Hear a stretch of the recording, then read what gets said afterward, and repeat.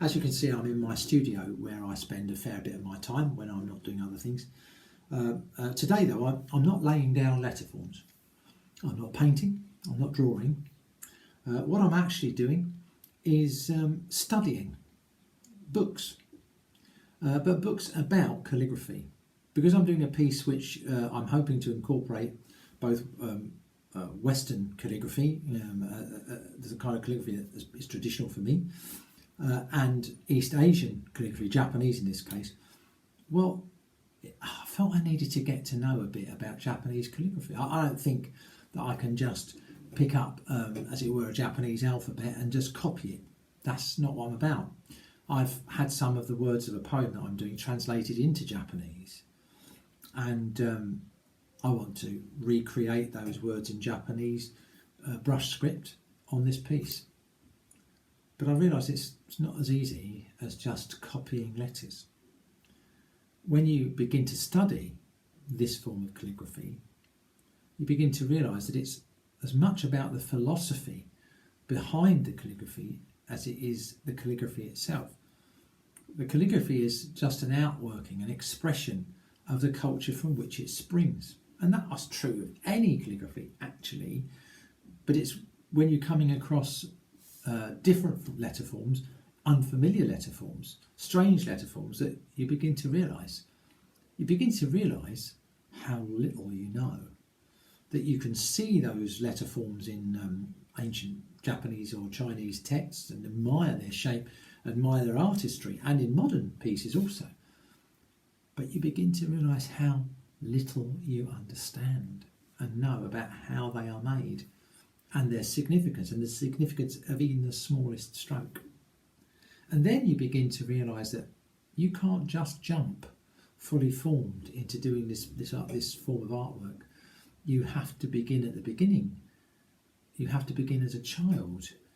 You have to realise that you need to reform your understanding and add to your understanding of letter forms and artwork before you ever lay a brush to paper. Now, I suppose I know that's true instinctively because I've been a calligrapher since I was 15 years old. And I know it not only instinctively, but practically. You know, if someone asks me to do a piece for them, or to recreate a piece for them, as happened on one occasion, and they ask you, you know, how much will it be, and you quote a figure for them. If they're rather incredulous at how much it costs, they might say, well, that's happened to me, well, how long does it take you? As if you could quantify that artwork entirely in terms of how long it actually physically takes to lay it out on the paper. My answer when that question was asked was to say, well, at that point I was 40 years old, I think, and when I was asked at that point, how long does it take you, my answer was about 25 years.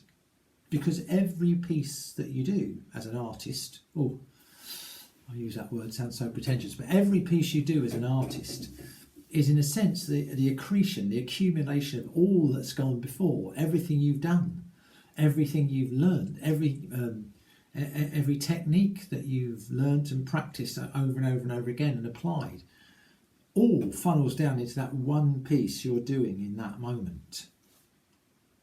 So yeah, now if you ask me how long does that piece take, the answer is, I'm afraid, 45 years. If not more. So you can't come to something completely foreign like this heart of the brush of the Japanese artwork that I'm studying at the moment. That's the name of the book, by the way, The Heart of the Brush by Kazuaki Tanahashi. I can't come to that book and expect in 10 minutes to be perfectly recreating the Japanese that's been translated for me. I can't afford to wait 45 years to complete this piece, and certainly I will complete it well before that time limit, but I have to start from the beginning, and I don't know where it's going to take me. Now, it seems to me that the church of which I'm a minister has come to a point where all of its accumulated wisdom, all of its accreted knowledge all of its techniques, all of its ways of being, how it relates to the world, how it relates member to member, minister to member, member to minister, etc. All its mechanics, if you like, are now called into question by the effects of this virus. In the Methodist Church, we are governed by the Methodist Conference, which meets annually. Now, technically, the conference is always in session, or at least is always active, but it's only in session in the end of June, beginning of July, and then it is suspended, or whatever the word is, to suggest that it's going to suspend and meet again next year at the same time. Methodist Conference is the only body that could decide on the policy and the standing orders of the church. No other body in the Methodist Church can do that in any major way, anyway, at a national level. But the law says, apparently, according to something came out today, that we may make plans to meet electronically to try and overcome the social distancing necessity of the COVID virus, but our own standing orders, our own deed of union that makes us an official body, doesn't allow for those electronic meetings.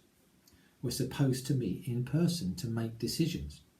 And of course, we need to make decisions about whether we meet electronically. You see the bind that we're in? All that was been familiar to us, all that's been comfortable for us as a church, is now called into question. We have to discover new ways of being Christian, particularly of the Methodist variety, in a post-COVID world.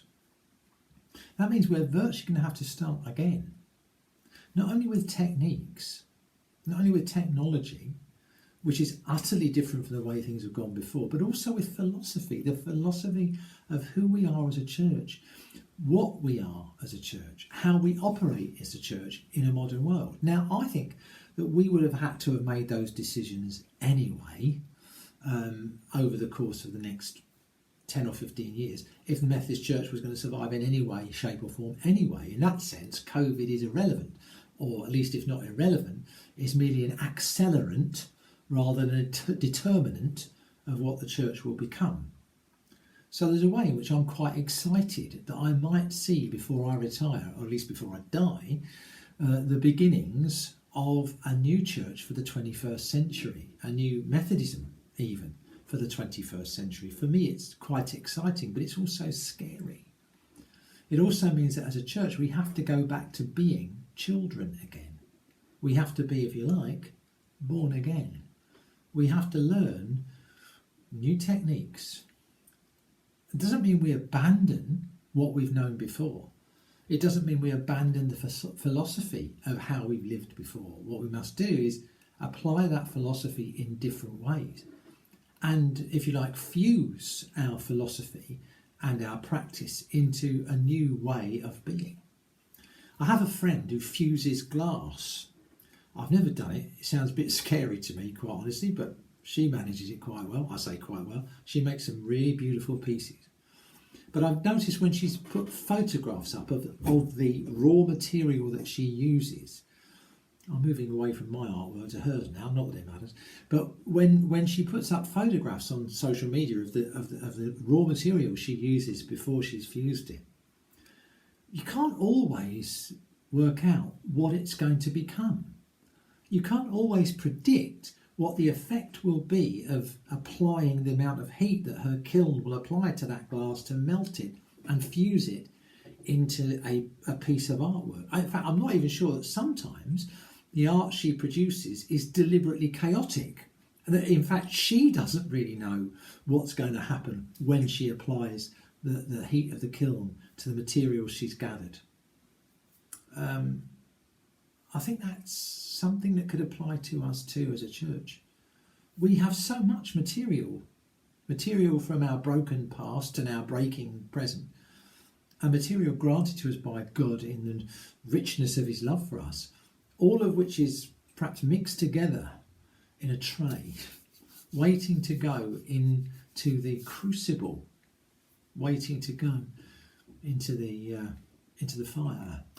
waiting to be fused by God's power and God's love into something new, recognisable from the previous raw materials, beautiful, but fit for its purpose in the 21st century. So, let's go to it. Find our raw materials. Find our kiln. Find our pens, our brushes, our inks and paper, upon which we are going to write a new story in the power of God's love. Let's do that. In grace, in optimism, in love, and in the certainty of God's love for us.